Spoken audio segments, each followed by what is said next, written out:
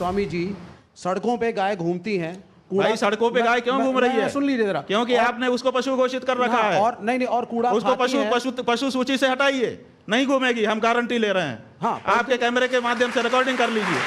तो ठीक है, आप उसको पहले पशु सूची से हटा दीजिए, हम गारंटी ले रहे हैं, हम गारंटी ले रहे हैं, रिकॉर्डिंग करके रख लीजिए। लेकिन आप उसको पशु सूची से हटाइए। प्रेम कुमार जी को एक बार ले आऊं, उसके बाद अवनीश जी आप आइए। एक्स्ट्रा कॉन्स्टिट्यूशनल नहीं हो जाएगा अगर हर नागरिक, हर आप तो हिंदू धर्म के हर नागरिक नहीं, बहुमत।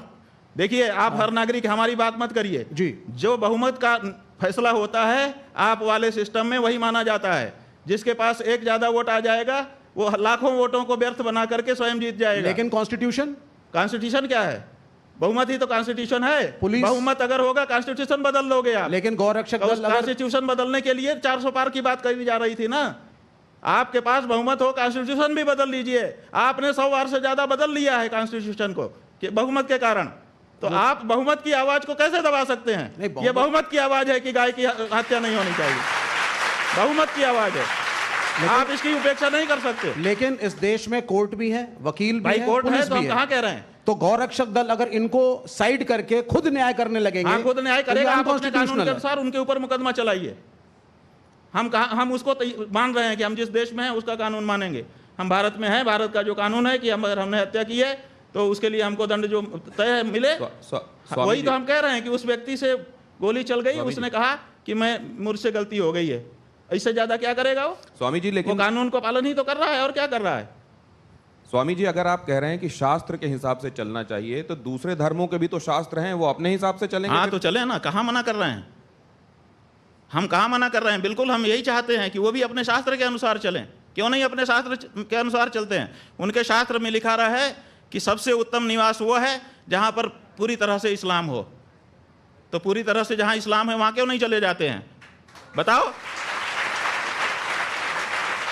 हमारे बीच में क्यों रह रहे हैं वो? यही तो सवाल है। वो पूरी तरह से अपने धर्म का पालन करें, इसी के लिए 57 देश बना लिए उन्होंने। नहीं, लेकिन देश तो और अपने चले जाएं, वहां पे पालन करें। और वक्फ बोर्ड के नाम पे जहां पे नहीं है वहां चले जाएं और जमीनों को एनक्रोच कर लें। क्या चीज?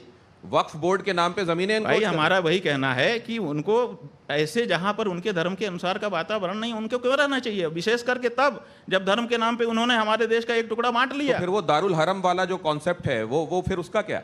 वही हम कह रहे हैं कि उनको अपने धर्म के अनुसार रहने की छूट है, लेकिन वो अपने वातावरण में जाके करें। वो हमारे वातावरण में हमको रहने दे। प्रेम कुमार जी को लाता हूं मैं इसमें। प्रेम कुमार जी, शंकराचार्य जी ने कई हेडलाइंस दिए हैं आज की बातचीत में। गो हत्या क्या है? गो हत्या पर आप कह रहे हैं बलि देना, किसी को मांस के हिसाब से, खाने के हिसाब से पशु की हत्या करना, गाय की हत्या करना, गाय के संदर्भ में गो हत्या, सिर्फ यही गो हत्या है क्या? भूखे गौशालाओं में मरती हुई गायें ये गो हत्या नहीं है? इसके लिए कभी आपने कोई आवाज़ नहीं? क्यों गाय गौशालाएं में गायों की हत्या, मौत, वो हत्या मैं मानता हूँ, लेकिन वो गो हत्या नहीं है क्या? उस पर भी तो कोई दृष्टि होनी चाहिए।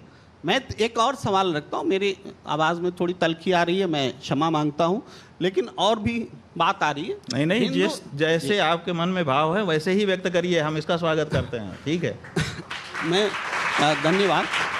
एक साथ साथ और भी बातें हैं भाई। कश्मीर में पंडित विस्थापित हुए ना, कितने लोगों को बसाया गया, कितने पंडितों को बसाया गया, और इसके लिए किया क्या?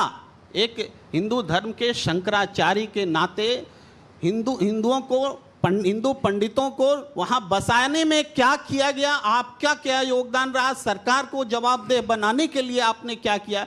ये तो सवाल हम आपके सामने रखते हैं। सबसे ज़्यादा गायें कौन पाल रहा है? हमारी गौशालाएं पाल रही हैं। हमको इस बात का गर्व है। और आप ये मत कहिए कि व्यक्तिगत मेरे नाम से कितनी संपत्ति है, वही संपत्ति मेरी है। हिंदू धर्म का जहाँ जहाँ जो कुछ भी अवस्थापन है वो सब हमारा है, शंकराचार्य होने के नाते। जितनी गौशालाएं हैं वो सब हमारी हैं, और हम वहाँ पर गऊओं की रक्षा कर रहे हैं। जो गऊएं मरी हैं, जिसकी रिपोर्टिंग आपके पत्रकारों ने की है, 99% वो गौशालाएं हैं जिनमें सरकारी अनुदान आ रहा है। उन गौशालाओं में गाय की हालत खराब हुई जब आपने कहा कि हम इस गौशाला में अनुदान करेंगे। अनुदान का जो पैसा है वो भ्रष्टाचार की भेंट चढ़ गया और गाय मर गई। आप निकाल लीजिए, सारी रिपोर्टिंग निकाल लीजिए। कौन गाय- दोषी है आपके हिसाब से और कौन ज्यादा दोषी? हम ये कह रहे हैं कि आप हमसे ये पूछ रहे